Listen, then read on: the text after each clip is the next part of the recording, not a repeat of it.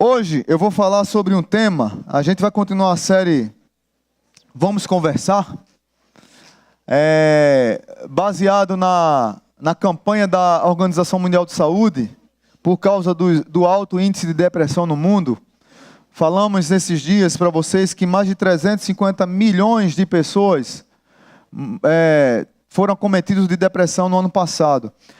Então, a Organização Mundial de Saúde, preocupada com isso, tem trazido novamente esse tema para o mundo. Semana passada nós tivemos uma peça fantástica aqui e trouxemos também uma palavra domingo pela manhã sobre preocupação. E preocupação é um tema um pouco de início. Quem não assistiu domingo passado está no YouTube, no nosso canal. A pregação do domingo passado, na manhã e à noite foi a peça fantástica que também está sendo bombada aí. Você divulgue, compartilhe, mande para aquele vizinho, para aquele seu amigo que precisa assistir aquela peça. Mas é interessante que um dos temas, a gente vai falar sobre alguns temas nessa série. Vou falar sobre solidão, desprezo, sobre depressão, sobre passado, mas hoje eu vou voltar a um tema que talvez, na minha concepção, seja um dos mais importantes, se não talvez o que carregue mais peso à vida das pessoas, que é o tema da culpa.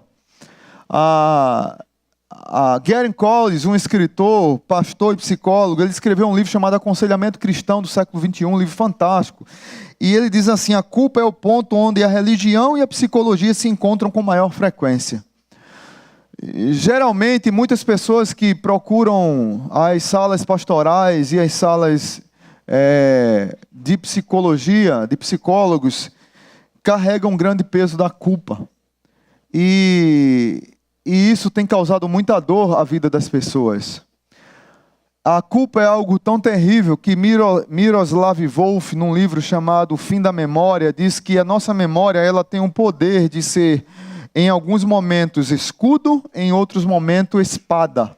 Na maioria das vezes, ela é como uma espada que nos machuca, é uma espada flamejante. E também diz que o passado, a culpa, pode marcar definitivamente a nossa vida como uma tatuagem. Que sempre quando olharmos para a tatuagem, a gente vai olhar do momento que nós fizemos e que nós não queríamos ter feito aquilo. Então, a culpa, ela marca a nossa vida como uma tatuagem. E marca para sempre. Tatuagem é difícil de tirar, não é isso?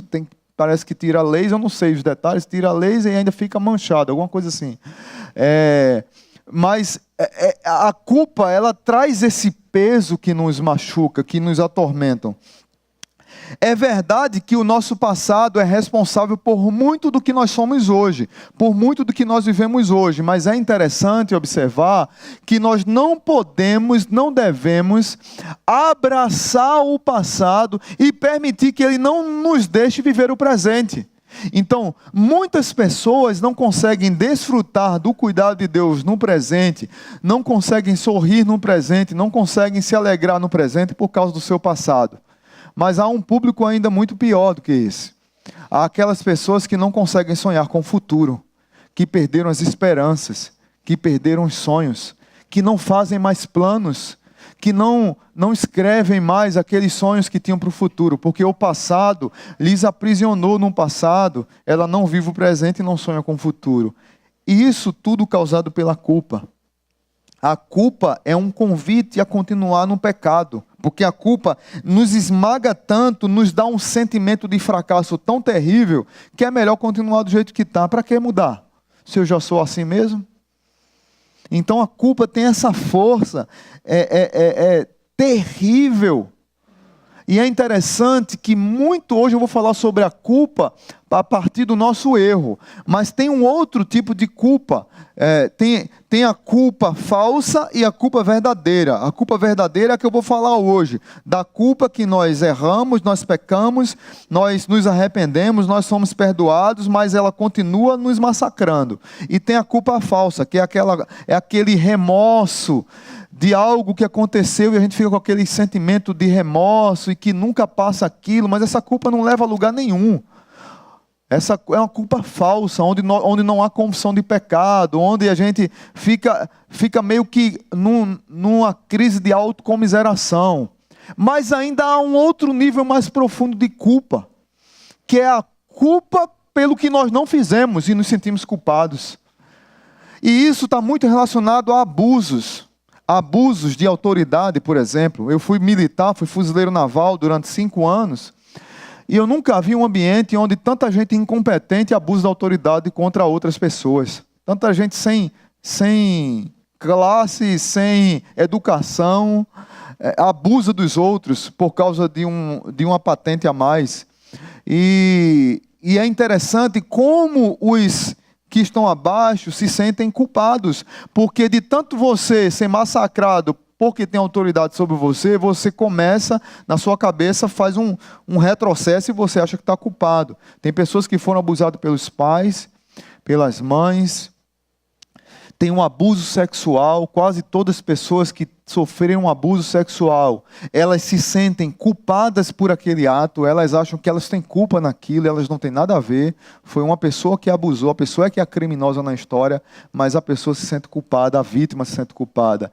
E é terrível como esse tema culpa massacra as pessoas, machuca as pessoas. Hoje eu queria falar sobre culpa na vida de um personagem bíblico. O nome dele é Davi. Já preguei aqui sobre o Salmo 51. Mas hoje eu vou pregar sobre um outro salmo da Bíblia, o Salmo 32. Eu vou pedir para que você abra a sua Bíblia no Salmo 32.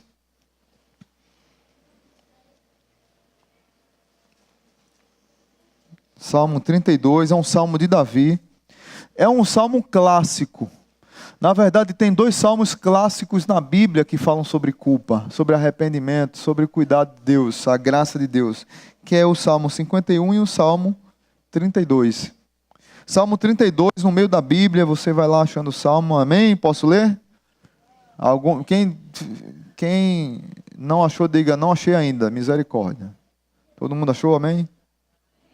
Então vamos lá. Diz assim: como é feliz aquele que tem suas transgressões perdoadas e seus pecados apagados. Como é feliz aquele a quem o Senhor não atribui culpa e em quem não há hipocrisia.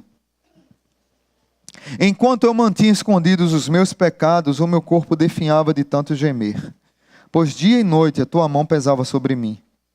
Minhas forças foram se esgotando como em tempo de seca. Então reconheci diante de ti o meu pecado e não encobri as minhas culpas. Eu disse: confessarei as minhas transgressões ao Senhor, e tu perdoaste a culpa do meu pecado. Portanto, que todos os que são fiéis orem a ti.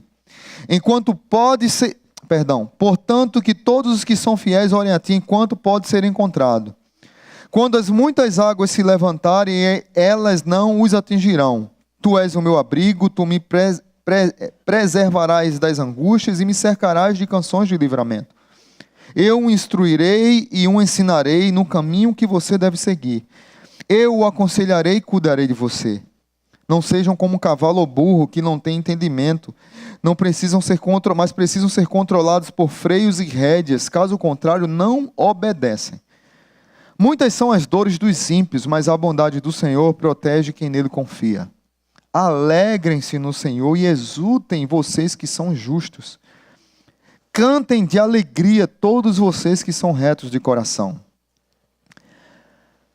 Santo Deus, muito obrigado pelo teu cuidado sobre nós e pela direção de nossas vidas. Que nessa noite, aqueles que estão aqui carregando um peso terrível da culpa, possam sair daqui livres, entendendo que tem um Pai que os ama e que quer lhes libertar, mas que lhes convida a ter fé e ao arrependimento. No nome de Jesus, amém. Queridos, quem nunca ouviu essa expressão? Eu sei que Deus me perdoou, mas eu não consigo me perdoar. Ou apenas a expressão, eu não consigo me perdoar. Não tem jeito para a minha vida, o que eu fiz foi muito errado, não dá, Deus não perdoa isso. Tem pessoas que dizem que acreditam que Deus perdoou, mas não se perdoa. Tem pessoas que dizem que não se perdoa e que não acredita que Deus possa perdoar o seu pecado. E tem pessoas que dizem assim apenas, eu não me perdoo. E essas pessoas se tratam como juízes, acham como se fossem seus próprios deuses. Eu não me perdoo. Quem é você para não se perdoar? Vale a reflexão. Se Jesus na cruz do Calvário, diz a Bíblia em Colossenses capítulo 2, que Ele encravou todo escrito de dívida que tinha contra nós. E nós precisamos, como diz a turma da Assembleia de Deus, eu gosto da turma da Assembleia de Deus, que diz assim, toma posse, irmão. Precisamos tomar posse do perdão de Deus na nossa vida. O nosso relacionamento foi quebrado com Deus, por causa da queda, por causa do pecado. E essa queda, esse pecado, Satanás se aproveita disso para nos afligir e para colocar mais peso ainda de tantos pecados que nós já temos. Ele é perito em aproveitar nossa fraqueza para ficar apontando o que nós fizemos. A consciência, ela é invisível, mas ela nos massacra concretamente. A culpa talvez seja o maior gigante que Davi enfrentou. Não foi Golias, não foi um urso. O maior gigante que Davi enfrentou na vida foi a culpa. Foi o que esmagava seus ossos. Eu vou dar alguns dados aqui, algumas situações interessantes de pessoas que carregam o peso da culpa para que você compreenda. As pessoas que carregam o peso da culpa, que não se perdoam, que não conseguem viver como livres, elas descambam na busca desenfreada por prazeres, tentando mascarar a culpa. São pessoas que sempre estão em busca de algum escape. Pessoas que, para amortecer a dor da culpa, do pecado que lhe machuca, elas vivem uma eterna angústia e se afogam em vícios. Pessoas que são viciadas em álcool, em drogas, em cinema, em TV, em jogos de computador, em passeios, em viagens. Pessoas que são viciadas em trabalho. Pessoas que são viciadas em ganhar mais dinheiro. Pessoas que são viciadas em passatempos. No fundo, elas escondem uma dor lancinante, tão grande que lhes consome, e nem elas sabem lidar com isso. E muitas fogem da vida real, criando uma vida às avessas, uma vida falsa. Eu vou me empanturrar de alguma coisa, eu vou me encher de ocupações para que eu não viva a vida real. Eu quero viver escondido.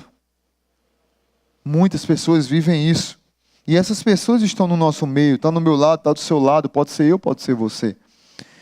A culpa leva alguém a um estado de perturbação e agitação tão grande, tão elevado, que a solução é nunca ficar sóbrio.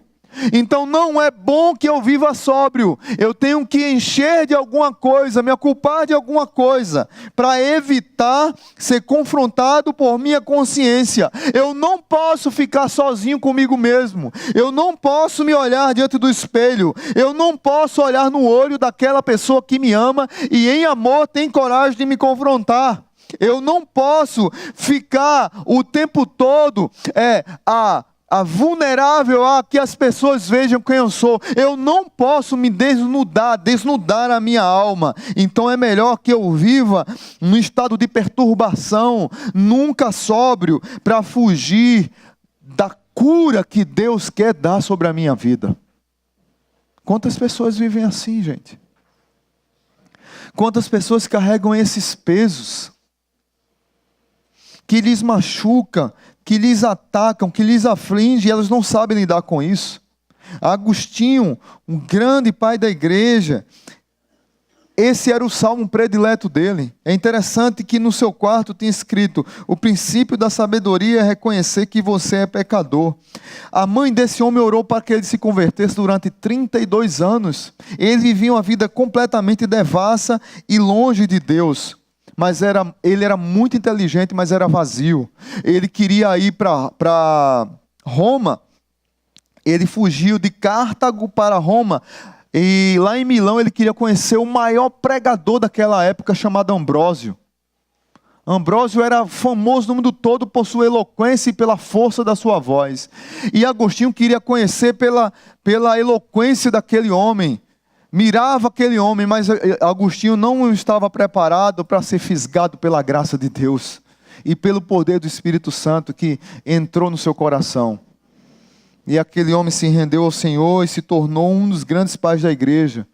Assim foi a vida de Davi. Davi foi um homem que, apesar de ser o homem segundo o coração de Deus, foi um homem que teve alguns atos de pecado terríveis na sua vida. E é interessante que quando ele escreve o Salmo 32 e o Salmo 51, é justamente num período pós-pecado, onde ele tenta corrigir o seu pecado, onde ele tenta consertar o seu pecado com suas próprias forças. E não pede ajuda, não pede socorro, não grita pelo cuidado de Deus sobre a sua vida. Para que você se contextualize nessa situação, a história que levou Davi a escrever esse salmo se encontra lá em 2 Samuel, capítulo 11 e 12. Não precisa abrir, mas você pode ler em casa. O pecado de Davi com Batseba. Ele está olhando Batseba, ela está tomando sol e ele está no palácio, ele olha, ele é atraído por ela. É interessante que lá no Rio de Janeiro, quando a gente vai para lá, os irmãos, pastor, vamos comer um churrasco na laje. Pense, no Rio de Janeiro, aquelas montanhas gigantescas, na laje, toma sol e ainda olha para aquela visual lindo do Rio de Janeiro. Batseba estava na laje, tomando banho de sol, e Davi estava na laje mais em cima ainda. Eu acho que ele era mais chique do que ela, né? Então ele olha, ele é atraído por ela, ele manda buscá-la, ele tem relações com ela, ele engravida aquela mulher. Só para segurar essa chave. Ele engravida aquela mulher, e é interessante que ele tenta resolver o problema. Ele manda chamar Urias, o esposo dela, traz para dentro do palácio, embebeda o homem e manda ele ir para casa dormir com a sua esposa, para que ele acorde achando, para que quando ele volta da guerra, ache que ele engravidou sua esposa naquela noite. Mas Davi não contava que tinha um homem íntegro nas fileiras das suas tropas. E aquele homem disse, enquanto os meus amigos estão na batalha, eu não vou para minha casa ter uma noite com a minha esposa, eu vou ficar aqui, à porta de casa, e amanhã eu volto para a guerra. Davi ficou desesperado, o que é que eu vou fazer? Adultério é um pecado terrível que tanto eu e você pode cometer, qualquer um de nós pode cair numa dessa, mas que Deus nos livre disso. Mas a Bíblia diz que loucura é um homem que comete adultério. É um homem louco, perdido. É como se ele tivesse perdido o cérebro. A ideia é que ele não tem cérebro. É interessante isso. Louco. E foi assim que Davi agiu. E Davi foi consertando o pecado, mas pecado não se conserta, pecado se arrepende. Pecado se confessa. E Davi não fez isso. E ele pega aquele homem honrado, que tinha caráter mais do que o dele, que era rei, e ele manda a sentença de morte por Urias. Urias vai para a guerra, entrega a sentença de morte sem saber o que era, para o general põe Urias na frente da batalha, para que ele seja atingido logo de cara. E assim aconteceu. Então, um olhar, uma cobiça, um olhar, uma cobiça, uma consumação de pecado, uma gravidez, uma cachaçada, para que ele fosse lá e não deu certo, uma carta de sentença de morte e uma morte. E ainda incluiu o general e a tropa no pecado dele, porque a tropa permitiu, junto com o seu general, colocar um homem sozinho na frente da batalha. É interessante isso. O que pecado faz conosco? Um abismo chama outro abismo. Mas é interessante que, mesmo arrependidos, muitos de nós carregamos esse peso sobre nós. E é interessante como Davi narra o quanto esse pecado lhe machucou, lhe perseguiu até ser confessado. Davi, ele foi agraciado por Deus e recebeu a visita de um homem chamado Natã para olhar olho no olho e confrontá-lo. Natã chega lá e conta uma parábola. E diz: olha, Davi, tinha um homem aqui que tinha muitos animais, mas ele estava com um olho grande no animal do vizinho. E ele foi no animal do vizinho, matou e comeu. E Davi ficou irado. Que é isso? Natã, quem foi esse ridículo, esse assassino, esse blasfemo, esse anátema, esse amaldiçoado? Veja o que a religiosidade faz conosco. Porque o falso moralista, o religioso, ele muitas vezes é um pecador inveterado, mas ele se esconde atrás de uma Bíblia debaixo do sovaco, que serve como desodorante. Ele tem uma cara de piedade, ele é o rei de Israel, ele é o responsável pela reunião de Israel. Ele na igreja é um homem que tem um semblante espiritual, mas por dentro é um lobo. Quem é ele por dentro? E Natã olha para Davi e diz: Davi, quem é o homem Davi? Não caiu a ficha, Davi? Eu acho que quem criou o óleo de peroba foi Davi. Porque Natã disse: passe óleo de peroba no rosto, seu cara de pau. O homem é você. Foi você que fez isso. Aí ele cai em si e ele se arrepende. E aí é que Davi é chamado do homem segundo o coração de Deus, porque ele se arrependia dos seus pecados. Muitos de nós carregamos uma culpa terrível, porque na verdade não nos arrependemos dos nossos pecados. E muitos que se arrependeram carregam, porque Satanás se aproveita disso, da nossa fragilidade, para nos apontar o passado. Então você que está aqui nessa noite, a minha oração é que você saia daqui sem esse peso nas costas, do pecado que você cometeu. Como eu falei domingo passado, entrega o teu caminho ao Senhor, confia nele e o mais ele o fará. Aquela pedra pesada que lhe esmaga, deixa ela rolar para os braços de Deus. Deixa aquela pedra sair das suas costas. Hoje vai ser a mesma temática. Talvez você está hoje aqui fragilizado, pesado, sofrido por causa de algo que você cometeu. E você lembra detalhes, o dia, a hora, a roupa, o momento que você cometeu o pecado. E Satanás, ele é perito em ficar lhe apontando: você, há 28 anos, 3 dias, 7 horas, 8 minutos, 35 segundos, 2 milésimos, estava com a meia vermelha, o sapato roxo, a calça amarela, a camisa lilás. A combinação foi boa aqui, né? Da roupa. E você cometeu tal e tal pecado. Você lembra? Agora está aqui na igreja, você, um miserável pecador, você não tem jeito para você. E é interessante como as pessoas que deixam Satanás falar isso na sua mente, no tribunal da sua consciência, essas pessoas não conseguem ter forças para se libertar, e elas ficam aprisionadas ao passado, e elas não conseguem caminhar, não conseguem andar, porque elas ficam achando que continuam pagando aquela culpa que já foi paga na cruz do Calvário. A minha oração é que você saia daqui livre, voltando à amizade com Deus, porque a culpa tem lhe afastado de Deus.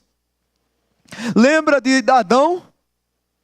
É interessante quando nós pecamos, como nós somos peritos em nos esconder. Davi se escondeu, criou mais situações para se esconder, e ele foi piorando sua situação. Mas Adão, quando peca, toda tarde Deus vinha para eu vou falar aqui, Deus vinha para um happy hour com Adão. Bater um papo, tomar um cafezinho, jogar a conversa fora. Era um discipulado, um mentoreamento. Era o Jedi e o Padawan. Lá, todo dia à tarde. Aí Deus apareceu no outro dia à tarde, pós-queda, pós-pecado. E onde é que Adão estava? Atrás de uma moita. O cara vai se esconder de Deus atrás de uma moita. É bocó mesmo, não é, cara? O pecado, falou bem, Rui. O pecado é tão poderoso, destrutivo, que ele deixa a gente abestalhado. O cara acha que se esconde de Deus atrás de uma moita. Davi acha que se esconde de Deus cometendo outros pecados para esconder o pecado anterior. Só que Davi não contava com Natã. Adão não contava que Deus via tudo. Como o pecado nos cega, gente. E é interessante que Davi, quando reconhece o seu pecado, ele abre o coração. E talvez seja a coisa que esteja eu e você precisando fazer. E eu quero tirar 2 lições aqui para mim e para a sua vida. Primeiro é que a culpa escondida traz doenças. A culpa escondida traz doenças. Davi, no verso 1 e 2, ele vai falar de como é feliz um homem que já foi perdoado. Aqui já tinha acontecido o perdão, ele já tinha confessado seu pecado, e ele escreve esse salmo, um salmo agradecendo a Deus pelo perdão de Deus, mas ele começa dizendo o quanto ele é feliz. Algumas Bíblias dizem que ele, bem-aventurado o homem perdoado. Ele diz, feliz o homem que tem transgressões, pecados e culpa apagados. Mas é interessante que no verso 3 e 4, se você pudesse abrir sua Bíblia, eu queria que você ficasse com a sua Bíblia aberta. Eu vou pedir para você marcar alguns textos. No Salmo 32. Verso 3 e 4 diz assim: enquanto eu mantinha escondido, ele escondia os seus pecados, enquanto eu mantinha escondidos os meus pecados. Aconteceram 3 situações. O meu corpo definhava, a mão do Senhor pesava sobre mim, e as minhas forças se esgotaram. É tão importante confessar pecado, é tão importante desnudar a nossa alma, que não foi à toa que a Igreja Católica criou uma coisa chamada, o que foi? Confessionário. Não foi à toa que foi criado isso. Não se sabia como definir uma pessoa com peso de culpa, que entrava numa depressão, que entrava numa crise emocional. Então, falar, conversar, pedir socorro é a melhor ajuda. Não é à toa que Deus levantou mais um judeu chamado Freud para criar o divã, para que as pessoas desnudassem a sua alma, para que as pessoas rasgassem suas vestes, mostrassem quem elas são, confrontassem a si mesmas diante do espelho, diante de outra pessoa, para serem restauradas e curadas. Mas nossas igrejas foram ensinadas a serem irmãos mais velhos. Nós fomos ensinados a sermos religiosos. Nós fomos ensinados a sermos competidores para quem decora mais versículo bíblico, mas que não aplica porcaria nenhuma à sua vida. Levanta a mão. Espada Baruá, quem é o melhor? Eu sei 38 versículos bíblicos. Levanta. Quero saber, eu sou bom de Bíblia. Aqui, você não é bom de nada, vive? Se não vive, não presta para nada. Pode fechar a conta e passar a régua. Mas os crentes ficam competindo. Quem é o melhor? Quem sabe mais? Quem é o mais intelectual na igreja? Quem tem mais poder na igreja? Quem tem mais influência? Quem tem mais cargos? Quem prega melhor? Quem canta melhor? Quem ora melhor? Quem tem a aparência espiritual melhor? Quem é o consagrado da igreja? E nós somos treinados a ser assim. Enquanto a Bíblia nos ensina a confessar os nossos pecados uns aos outros, para sermos curados, a Bíblia ensina a nos encorajarmos uns aos outros. A Bíblia ensina a amar uns aos outros. A Bíblia ensina que você confesse seus pecados. A Bíblia ensina que quando nós cairmos em pecado e formos pegos em pecado, vocês que são espirituais, corrigir o que caiu com espírito de brandura. Cuidado para que você também não caia. E carreguem os fardos uns dos outros. A Bíblia nos dá várias lições, mais de 50 mandamentos recíprocos. Mas nós aprendemos a ser religiosos e não discípulos de Jesus. Sabe por que as pessoas não confessam pecado nas nossas igrejas? Porque tem muito crente fofoqueiro na igreja, que tem um dom de língua, e quando morrer, vai um caixão de um lado e a miserável da língua no outro. Aí deixa eu dizer uma coisa para você, irmão, procure alguém de confiança.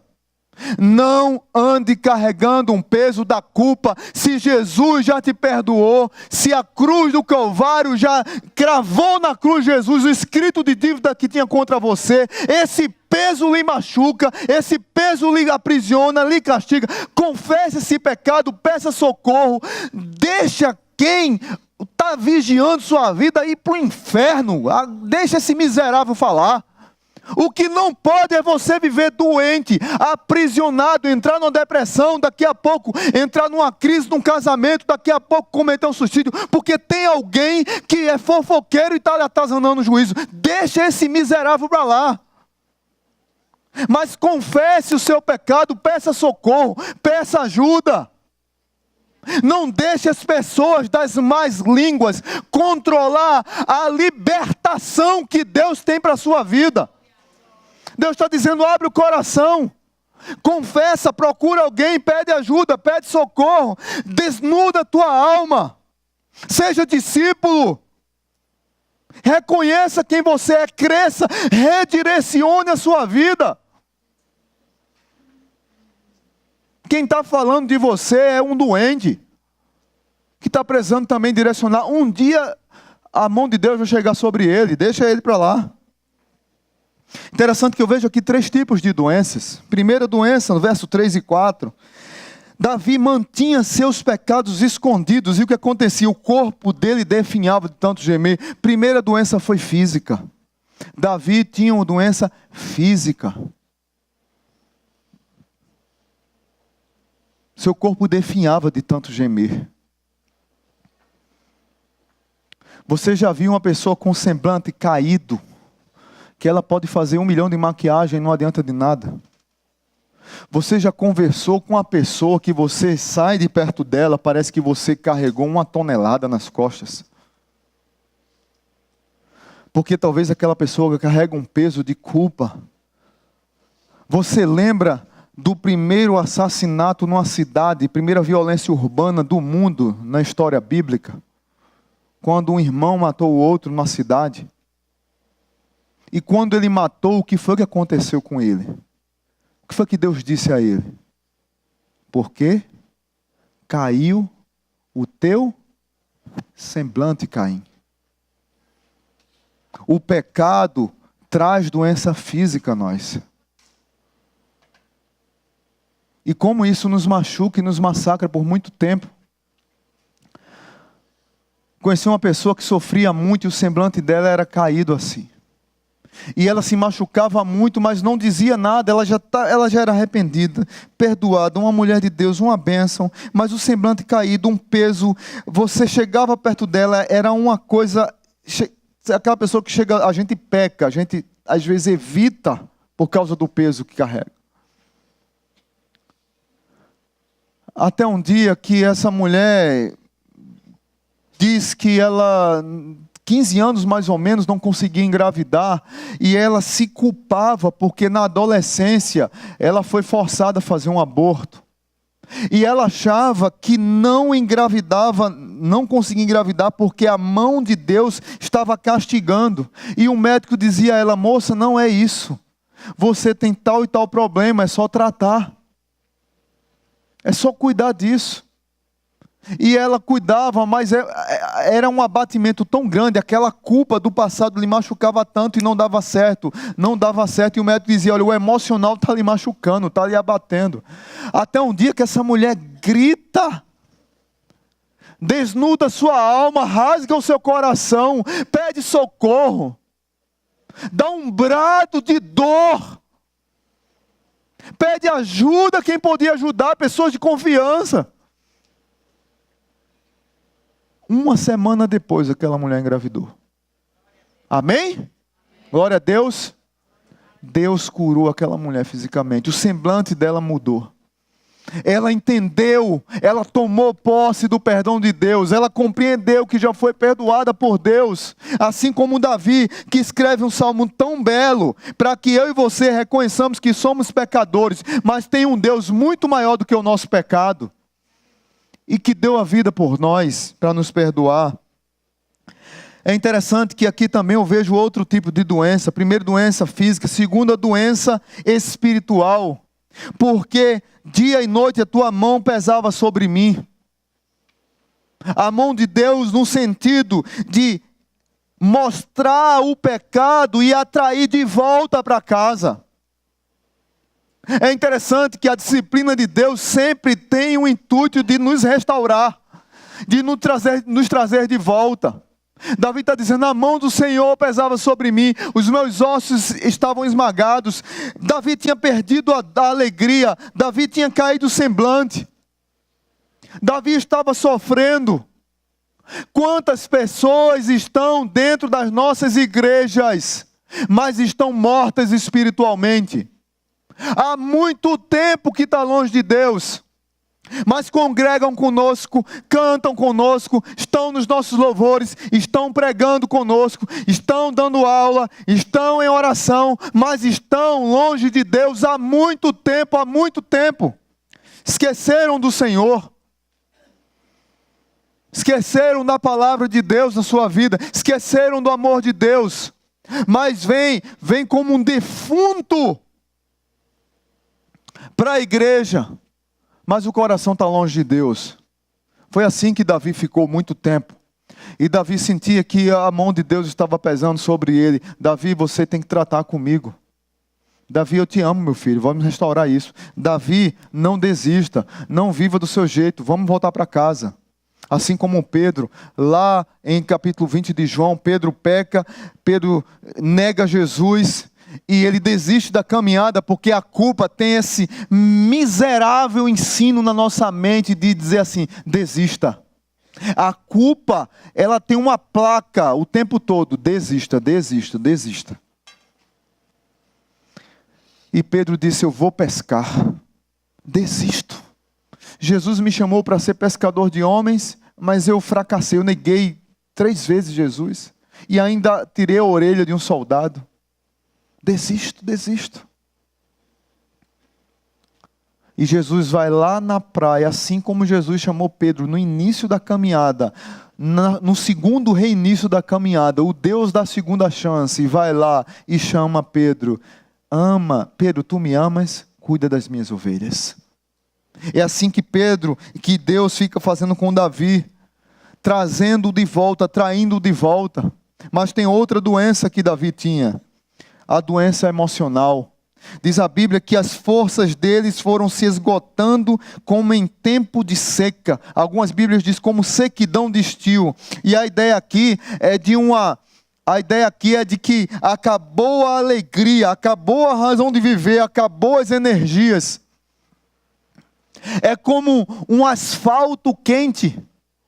Eu fiz uma marcha de 32 quilômetros na Marinha. Daqui do Frasqueirão, nem Frasqueirão tinha ainda, tinha um restaurante ali chamado Tereré, Tererê, lá na esquina. A gente estava lá, os fuzileiros navais, tudinho, a gente chegou aqui de 5 horas da tarde, ficou num sol escaldante. Quando deu 1 hora, a gente começou a andar até o grupamento de fuzileiros navais, lá nas Quintas. Só isso assim, sabe? 1 da tarde, o sol escaldante. Parecia que tinha um vulcão entrado dentro das minhas pernas assim. A ideia aqui é de que emocionalmente nós estamos tão secos,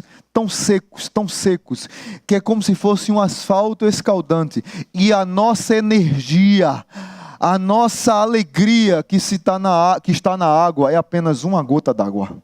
Uma gota d'água faz diferença num sol escaldante, no asfalto? Faz alguma diferença? Faz nenhuma, gente. Davi está dizendo, é assim que eu estou me sentindo. Foi assim que o pecado me deixou. Me abalou fisicamente, espiritualmente e emocionalmente. Quantos de nós estamos assim? E precisamos voltar para a casa do Pai. Segunda lição. Primeira lição é a culpa escondida atrás da doença. Segunda, eu vou pedir só para a gente dar um mais aí, mais uns 10 minutos para a gente concluir. A culpa confessada traz cura. Versos 5 ao 7 diz assim: então eu reconheci diante de ti o meu pecado e não encobri as minhas culpas. E eu disse, veja bem, o primeiro verbo, então reconheci. E o segundo verbo, confessarei as minhas transgressões. E tu perdoaste a culpa do meu pecado. Reconheci e confessei. É interessante que nós queremos ocultar os nossos pecados achando que Deus não está vendo. E nós queremos ocultar os nossos pecados, não é por nada não. É pelo que Eugene Peterson fala. Nós queremos ocultar os nossos pecados porque nós achamos que somos deuses. Nós somos os nossos próprios deuses. Então Deus, não se meta na minha vida. Marido, esposa, filho, pastor, não se meta. Eu quero ocultar porque eu resolvo sozinho. Eu consigo corrigir sozinho a minha vida.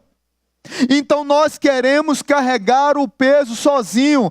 Quando a Bíblia diz carregai os fardos uns dos outros, eu digo, eu sou autossuficiente. Eu não preciso de você. Eu não preciso da sua ajuda. Eu carrego sozinho o peso. Nós precisamos cantar aquela musiquinha do passado. Eu preciso de você, você precisa de mim, nós precisamos de Cristo. Com coreografia, até o fim, hey, sem cessar, sem parar, não é assim? Quem tem mais de 40 sabe essa. Levanta a mão aí. Não, não, aí Rui quer que eu faça assim, Rui. É. Quem tem 30 para baixo sabe, né, Rui? É, mãe, 30 sabe, né? Nós precisamos cantar essa música, é simples, mas é uma aula.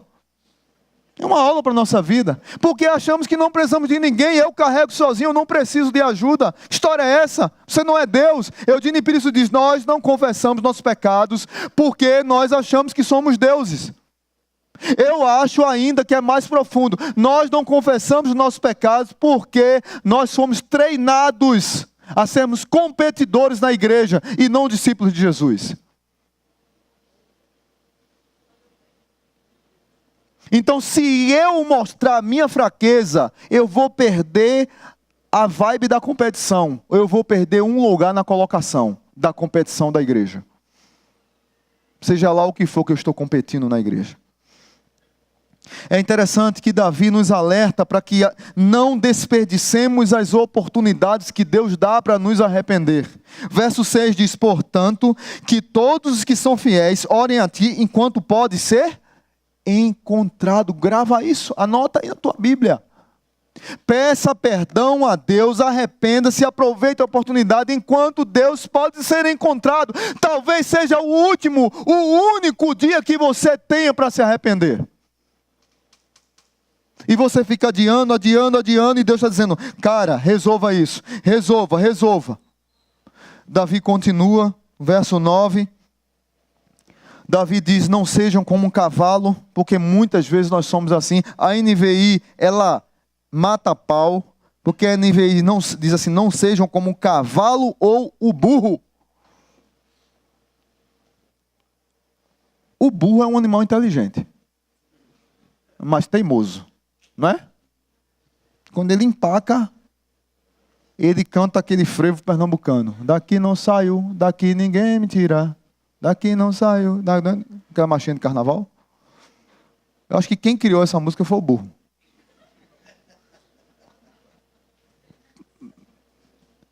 Deus nos chama de ovelha. Olhe, eu não estou falando mal, eu sou ovelha também. Faz de conta que eu não estou falando, eu estou aí. Eu sou ovelha também. A Bíblia nos compara a ovelhas, mas muitas vezes nós parecemos como burros. Porque Deus quer nos corrigir, nos amar, consertar nossa vida e nós empacamos. Aí Davi disse: não sejam como cavalo ou burro que não tem entendimento, mas precisam ser controlados com freios e rédeas, caso contrário, não obedecem.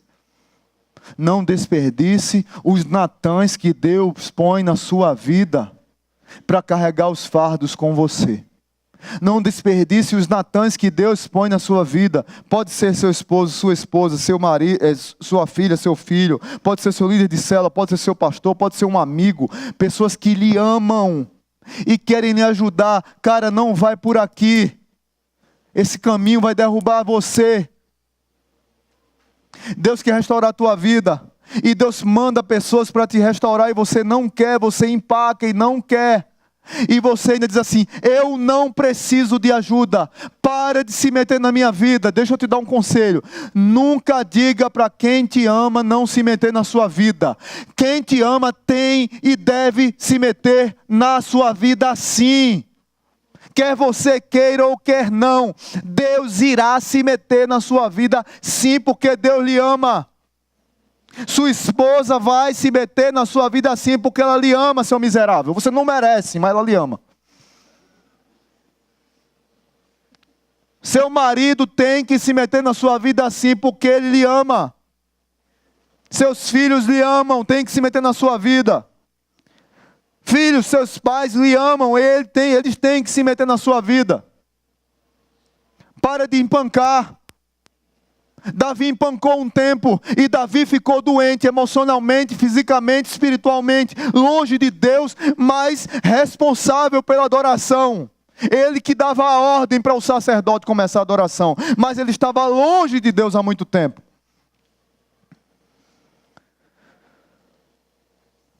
Davi nos ajuda e nos chama a nos entregar a Deus. No verso 10 diz: porque muitas são as dores dos ímpios, mas a bondade do Senhor protege quem nele confia. Domingo passado eu falei: entrega o teu caminho ao Senhor, confia nele, e o mais ele o fará. Mas Davi termina esse salmo de maneira magistral. Verso 11, ele diz assim: alegrem-se no Senhor e exultem vocês que são justos, cantem de alegria todos vocês que são retos de coração. Davi está dizendo: olha, eu passei por esse vale, a minha vida estava torta, eu queria ser o Deus da minha vida, eu queria consertar o meu pecado, e um abismo chamou outro abismo, mas eu me arrependi, eu fui confrontado, eu fui amado. Eu voltei a me relacionar com meu Deus. Eu voltei para o braço do meu papai, do Abba Pai. Nós podemos chamar Deus de papai.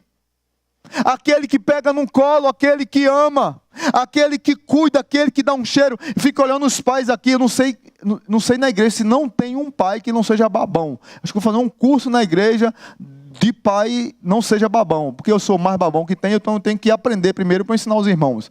Mas nós pais somos muito babões, sei lá, vocês me ajudam depois aí, dos nossos filhos. E a gente pega no colo e acaricia e cuida, e o filho faz coisa errada, e a gente erradamente acha engraçado, mas a gente deveria dar uma correçãozinha.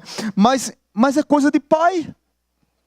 E a Bíblia nos aconselha a chamar Deus de Abba Pai, a desfrutar do Abba Pai. Davi está dizendo: olha, eu me arrependi, Deus me perdoou, agora eu canto de alegria no templo do Senhor. Davi está dizendo: desfrutem, exultem, cantem de alegria, volte para a casa do Pai. Talvez você que está aqui nessa noite carrega um peso de culpa, e esse peso lhe machuca tanto, lhe aprisiona tanto, que talvez você nunca mais adorou a Deus com alegria. Davi está dizendo: você está livre, adore com alegria. Davi está dizendo: você foi perdoado, sorria, dê gargalhadas de alegria, vá para os braços do Pai, desfrute do amor do Pai com alegria. Você não precisa deixar Satanás ter poder sobre sua vida e ficar lhe massacrando. Eu vou dizer um jargão que eu gosto de dizer, apesar de não ser fã de jargões. Quando Satanás lembrar do seu passado, lembra ele do futuro dele. Quando Satanás te lembrar do teu passado, lembra ele do futuro dele. E por último, eu quero concluir com a poesia de Erwin Lutzer. O pessoal do louvor já pode subir. Erwin Lutzer diz o seguinte: como criança que com lágrimas trazem-nos brinquedos despedaçados pedindo conserto, meus sonhos, minha vida quebradas, levei a Deus, pois Deus era meu amigo. Quando seu filho quebra um presente que você o deu há poucos dias, o que ele faz? Ele procura você para consertar ou ele esconde? A maioria esconde, né? Muitos de nós fazemos isso. E aí Erwin Lutzer diz assim: não, com lágrimas eu devolvi a Deus. Eu dei de volta para Deus a minha vida despedaçada e quebrada. Deus conserta. Mas então, em vez de deixá-lo em paz sozinho num trabalho, fiquei por perto, tentando ajudar Deus a consertar a minha vida. Dando um pitaco daqui, outro dali, do meu jeito. Olha, Deus, esse parafuso não é aqui não, é aqui. Essa mão não é aqui não, é do lado de cá. O pé é na mão, a cabeça é no braço. Eu queria dar o meu jeito, consertar do meu jeito, remendar do meu jeito. Até que me tomei de volta de Deus, chorando, arrasado. Eu disse a Deus: como você pode ser tão lento? Como o Senhor pode ser tão devagar em consertar as vidas? E Deus brandamente falou para mim: meu filho, o que eu podia fazer? Você não me deixa trabalhar. Quem vive o tempo todo preocupado, quem vive o tempo todo ansioso, quem vive o tempo todo carregando o peso da culpa, precisa entregar sua vida a Deus e deixar Deus trabalhar.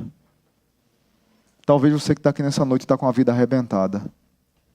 Você está precisando desfrutar do amor e do cuidado de Deus, do poder do amor de Deus, para restaurar a sua vida, para mudar a tua história, e para que você saia daqui cantando de alegria, dizendo: eu sou livre, eu sou livre, eu sou livre, por causa do amor de Deus sobre mim. Que Deus te abençoe e te guarde.